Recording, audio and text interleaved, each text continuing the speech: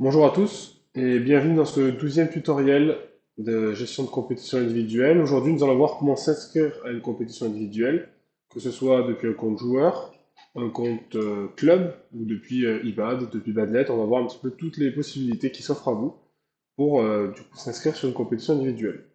Ce tutoriel va se décomposer en quatre grandes parties. La première, ça va être comment s'inscrire à une compétition individuelle depuis un compte joueur, depuis son compte Badnet. Ensuite, on verra comment faire la même chose, mais depuis un compte instance. Donc là, c'est le club qui va inscrire des joueurs.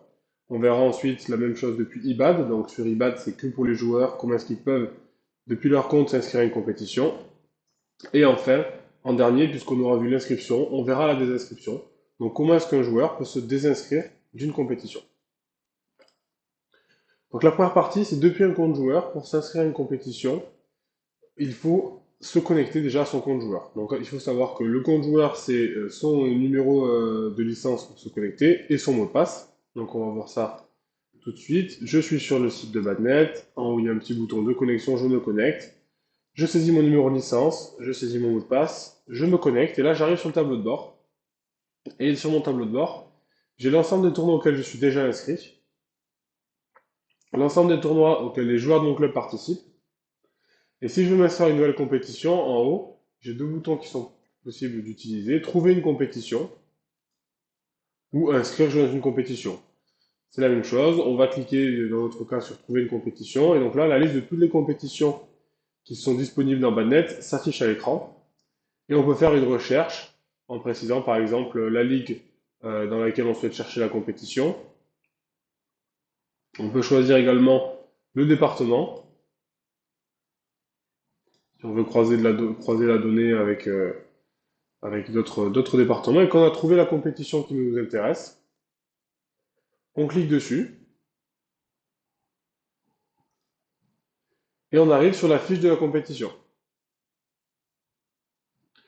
Sur la fiche de la compétition, donc on retrouve les informations essentielles de la compétition, telles que la date d'ouverture d'inscription, fin d'inscription, la fiche du tournoi public sur Badnet.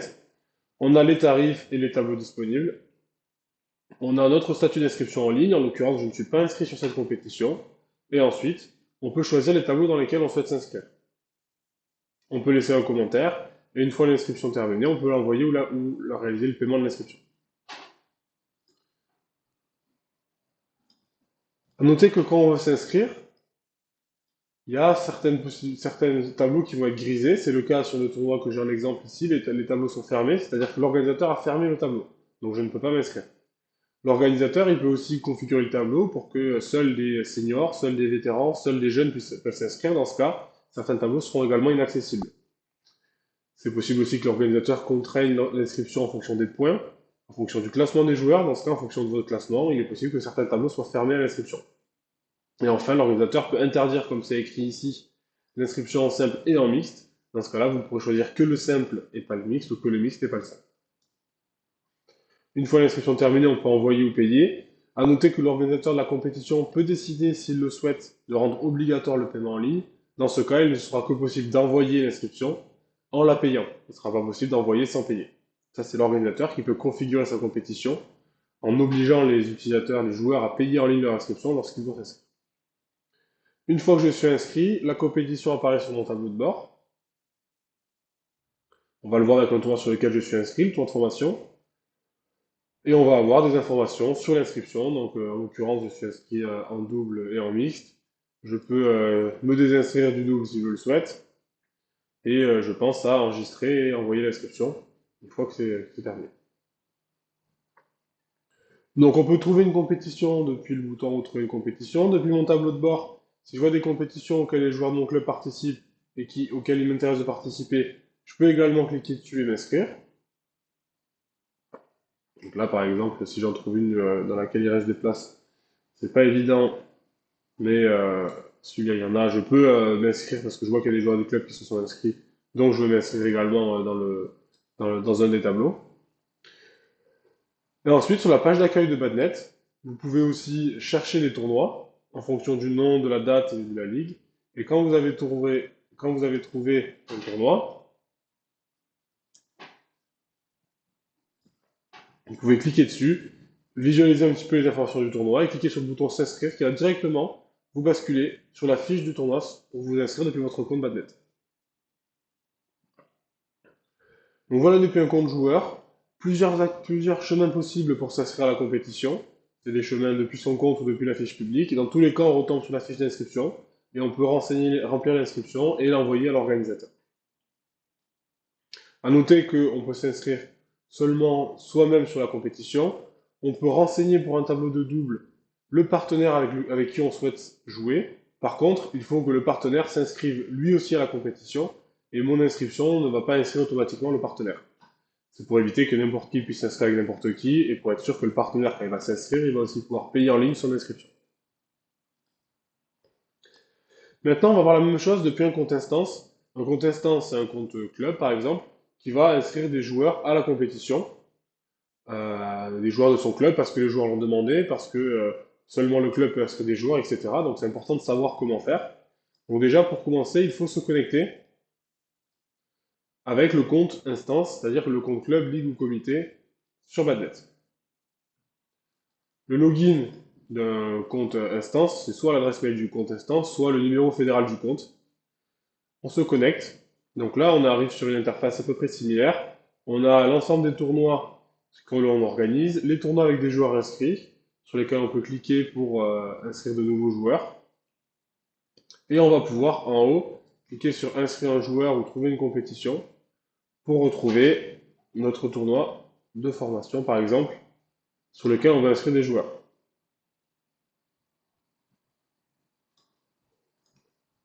Là, en l'occurrence, on cherche formation Badnet pour accéder au tournoi de formation.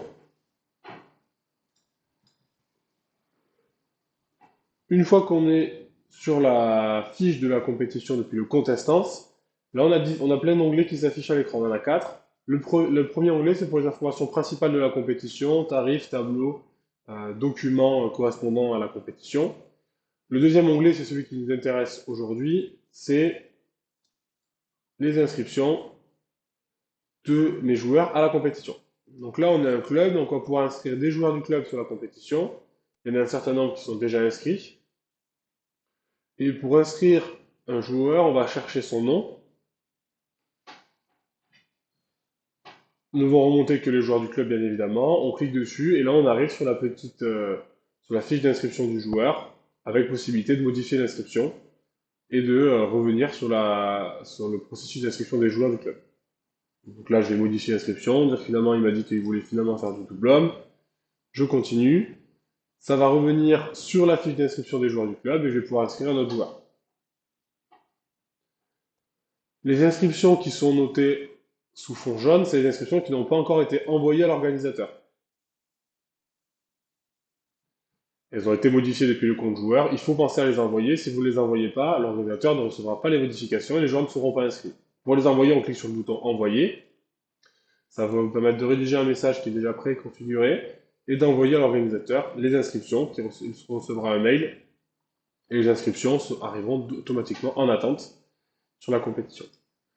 A noter que si le paiement en ligne est activé, on peut pouvoir payer les inscriptions lors de l'envoi.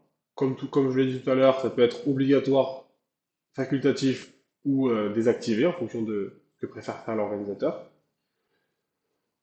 Et dans le tableau des joueurs inscrits, on retrouve pour chaque tableau le statut. Donc là, les joueurs R10, ça veut dire qu'ils sont sur les attentes. Ça permet de notifier les joueurs du club qui sont sur les attentes. On voit le partenaire, on voit l'état, est-ce qu'elle a été validée l'inscription? Si elle est validée, est-ce qu'il y a une heure de convocation? Est-ce qu'il y a un solde? Etc., etc. Les cases à cocher, ça va permettre de choisir pour qui est-ce que l'on souhaite réaliser le paiement des inscriptions. Si jamais je ne coche par exemple que cette case et que le paiement en ligne est activé, je vais pouvoir dire que je ne paie que pour ce joueur. C'est le paiement en ligne, et les autres paieront eux-mêmes leur inscription, par exemple. Et donc ici, on peut inscrire tous les joueurs, les envoyer. On retrouve dans la partie finance un résumé de la partie financière de la compétition. Donc tous les paiements qui sont enregistrés sur la compétition, avec les participations de mon club sur les inscriptions des joueurs. Et un résumé, est-ce qu'on me donne l'argent ou est-ce que je donne l'argent au club organisateur. Et enfin, on a une partie résultat qui va nous permettre de consulter pour chaque joueur tous ses matchs, pour visualiser un peu qui a fait quoi comme résultat sur la compétition. Au niveau des actions, on peut contacter les organisateurs, ça leur envoie un mail. On peut ajouter un paiement, ça je vous invite à regarder le tutoriel de gestion des finances pour voir à quoi sert ce bouton d'ajout de paiement. Et on va pouvoir imprimer les convocations, les justificatifs de paiement sur la compétition. Donc là, c'est comme pour le joueur, il y a plusieurs points d'entrée. Depuis le tableau de bord, depuis l'inscription d'un joueur en haut, depuis toujours pareil la fiche de la compétition publique sur Badnet. Et on retombe toujours sur cette fiche d'inscription des joueurs du club et on va pouvoir inscrire n'importe quel joueur du club sur une compétition, bien sûr, en fonction de ses caractéristiques d'un point de vue classement et des tableaux qui sont autorisés ou pas en fonction du classement des joueurs. Maintenant, on va voir côté joueur, comment est-ce que cela se passe pour s'inscrire sur une compétition. Alors, c'est très simple. Un joueur, il va pouvoir se connecter sur IBAD, à droite de votre écran. Une fois qu'il est connecté, il a son tableau de bord. Depuis son tableau de bord, il va pouvoir aller dans les tournois, chercher un tournoi sur lequel il souhaite s'inscrire. Il faut savoir que le compte IBAD et Badnet, ce sont les mêmes comptes, donc le mot de passe sera le même que ce soit pour se connecter sur Badnet ou sur IBAD, et le login dans les deux cas, ça sera le numéro de licence du joueur. IBAD n'est compatible que pour les comptes joueurs licenciés, donc un club ne va pas pouvoir inscrire de joueurs depuis l'application mobile. Là, je suis sur le tournoi de formation, et du coup, je peux voir mon inscription et la modifier, si je veux m'inscrire dans un tableau, en plus de ceux qui sont déjà enregistrés. À noter qu'il y a des contrôles qui s'affichent. Par exemple, je ne peux pas m'inscrire en Simplom série 3, 4, 5 car le classement est trop élevé. Par contre, je peux m'inscrire en Mixed oui puisque ça a l'air d'être ouvert à tout le monde.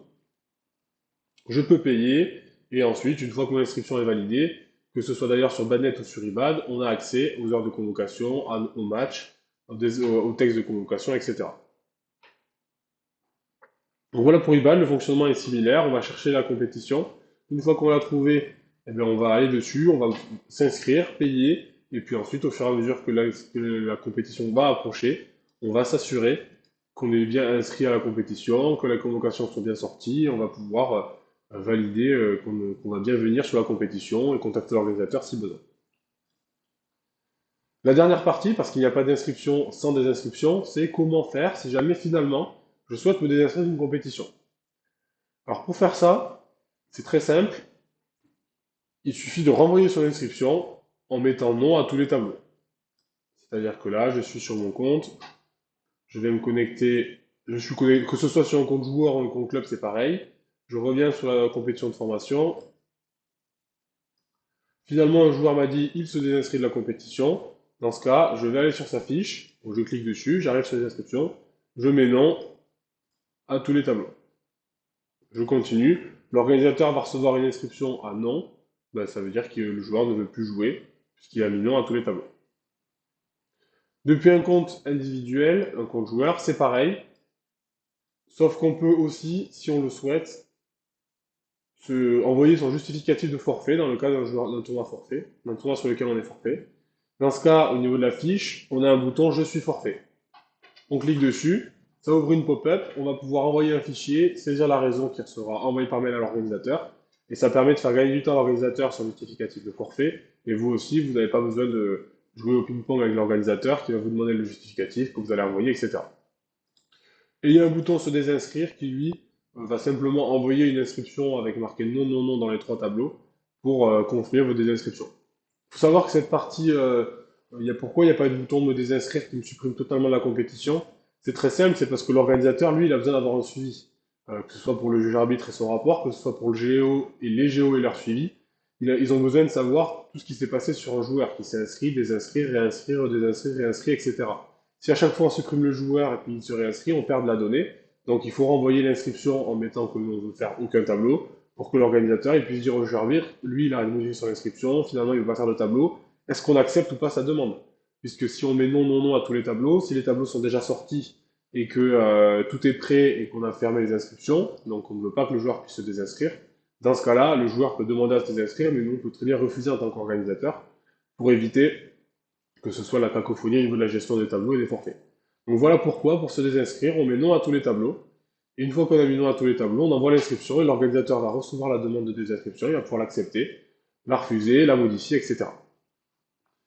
Voilà pour la désinscription, et du coup voilà pour ce tutoriel de gestion d'inscription. Quelques points à retenir qui sont importants. IBAN n'est compatible qu'avec les comptes joueurs, donc les comptes licenciés joueurs. Un compte instance peut inscrire des joueurs de son territoire, donc pour un club ça va être les joueurs de son club, pour la ligue ça va être des joueurs de sa ligue, sur une compétition, et c'est possible de payer pour les joueurs que l'on inscrit à leur place, de payer leur inscription. Et enfin, pour se désinscrire d'une compétition, il suffit de renvoyer son inscription en choisissant non à tous les tableaux. C'est valable pour Badnet et également sur IBAN, lorsqu'on souhaite se désinscrire d'une compétition à laquelle on est inscrit. Merci de votre attention. On se retrouve dans un prochain tutoriel sur le tutoriel qui concerne la toolbox, donc la petite boîte à outils qui permet de faire des contrôles sur une compétition, contrôle du RGC, contrôle statistiques sur les bénévoles, sur les participants, etc. Donc c'est un petit outil, petite boîte à outils 360 qui permet de faire plein de choses sur la compétition et je vous invite à le regarder. N'hésitez pas aussi à venir sur blog.i-click.fr/documentation/badnet. C'est là que vous retrouverez l'ensemble des tutoriels vidéo disponibles sur la gestion d'une compétition individuelle, mais aussi tous les articles et toutes les questions qui ont déjà été posées par les utilisateurs, ce qui vous permet de monter en compétence et de découvrir de nouvelles fonctionnalités de Badnet tout au long de votre utilisation et de votre consultation de la documentation. Merci de votre attention et à bientôt.